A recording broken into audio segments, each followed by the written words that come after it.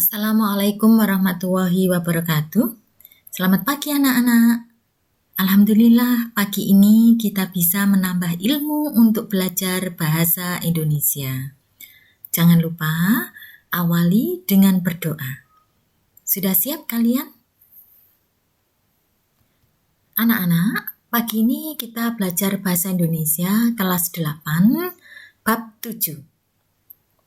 Berbahasa persuasif.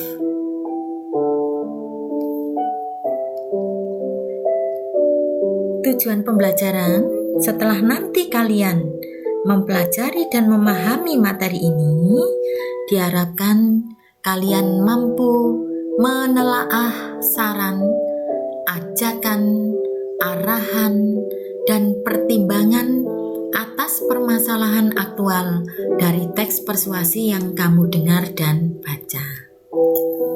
Nah, sesuai dengan tujuan tadi, yang kita bahas hari ini hanya bagian A, yaitu menemukan ajakan dalam teks persuasif. Masih ingat teks persuasif?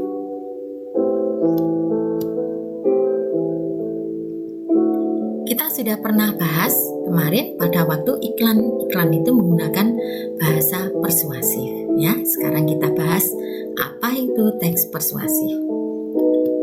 Nah, bagian A ini nanti kita mempelajari dua hal. Yang satu, pengertian teks persuasif, dan yang kedua, ajakan dalam teks persuasif.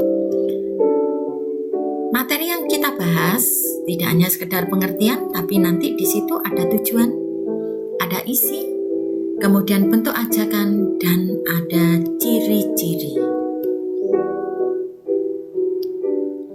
Sebelum masuk ke pengertian, kita ke perbedaan dulu. Perbedaan persuasi dan persuasif. Kalau persuasi itu merupakan kata benda. Kalau persuasif itu merupakan kata sifat. Yang pertama, pengertian teks persuasif. Teks persuasif itu bersifat membujuk secara halus supaya menjadi yakin. Berisi ajakan dan larangan, dan berisi saran kepada orang lain. Sehingga pengertian teks persuasif diartikan merupakan sebuah teks yang bertujuan untuk mengajak, menyuruh, atau membujuk pembacanya melakukan sesuatu sesuai dengan apa yang disampaikan oleh penulis.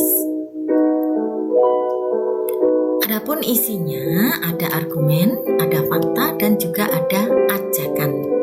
Sedangkan tujuannya sesuai dengan pengertian tadi adalah membujuk, merayu, dan mempengaruhi orang lain agar mengikuti apa yang diinginkan penulis. Berikutnya yang kedua, ajakan dalam teks persuasi. Ajakan dalam teks persuasi bisa berbentuk tersurat ataupun tersirat.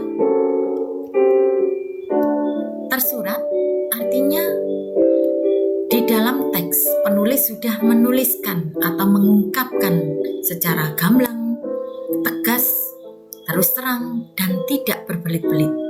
Biasanya menggunakan kata seperti harus, sebaiknya, jangan, hindarilah, dan sebagainya.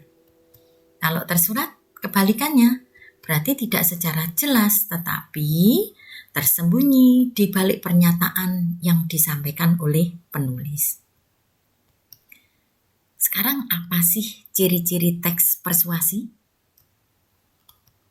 Ciri-ciri teks persuasi: 1. Berisi argumen atau pendapat.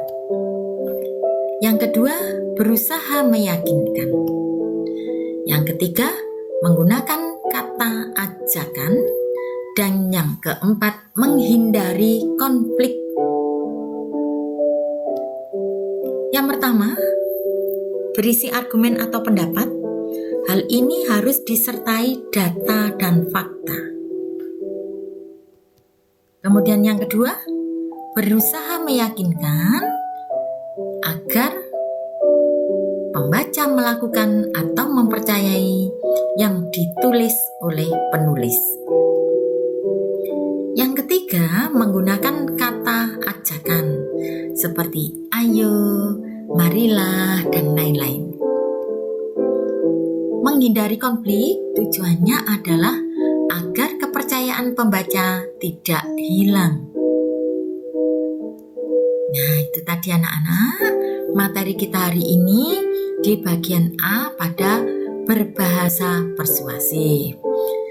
Lebih lanjut kita akan bahas pada buku paket Bahasa Indonesia kelas 8. Di sana banyak contoh untuk latihan tentang teks persuasif ini, yaitu di halaman 175 sampai 181. Baik anak-anak, terima kasih atas perhatiannya. Tetap semangat belajar. Saya doakan kalian semuanya sukses dan saya akhiri. Wassalamualaikum warahmatullahi wabarakatuh.